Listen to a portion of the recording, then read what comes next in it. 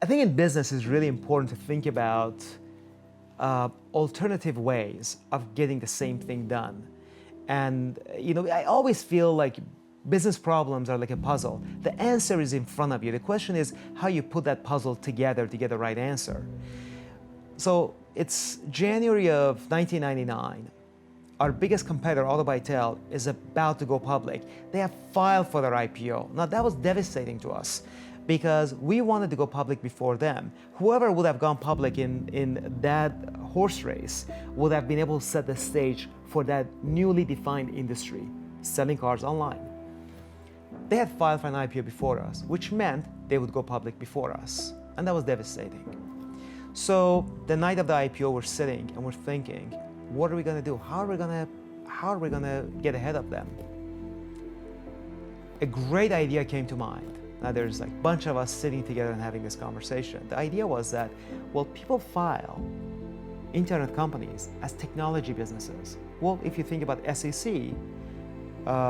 they have different offices for technology, for farming, for whatever. They have different offices that people, when they file, their filing for IPO goes through those offices. Why not file as an automotive company? After all, we're an automotive company. And guess what? There were no automotive companies going public. So we did exactly that. They responded to us immediately because the guy responsible for that desk had no other files.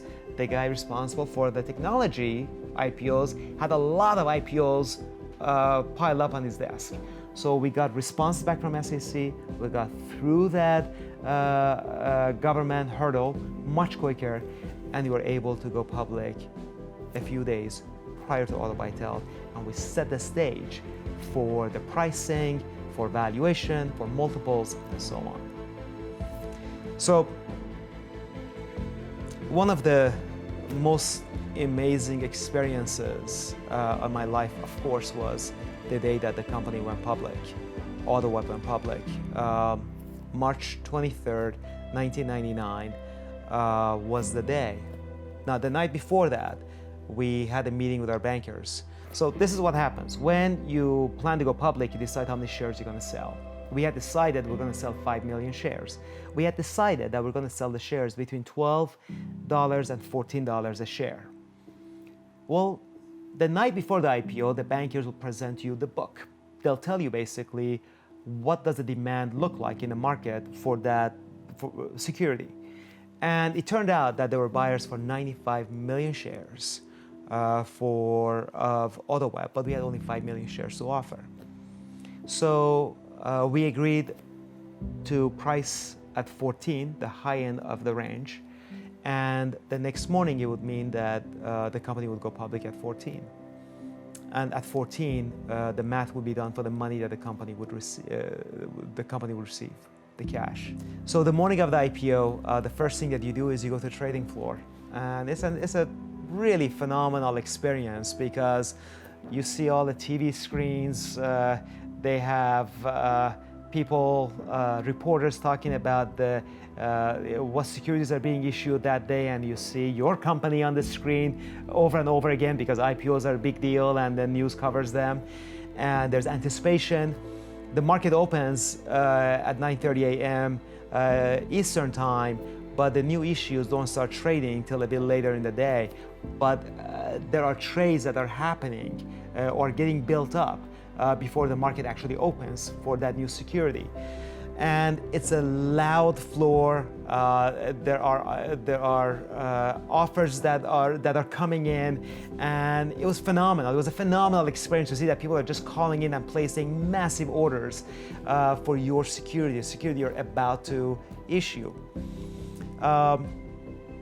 We opened at $27 a share. We had priced at 14, at almost double the price.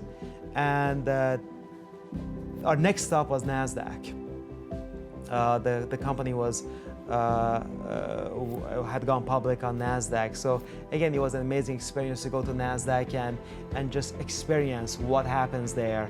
And of course, lots of interviews were happening there, and the market was interested to find out where this new company is headed and why they should be investing in it and so on.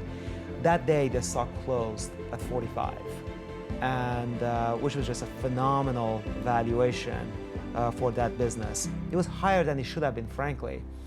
I think that the IPO price was a fair price. But then once you go public, the rest of it is not up to you, it's up to the market and lots of day traders back then. So the price probably had gone much higher than it should have been.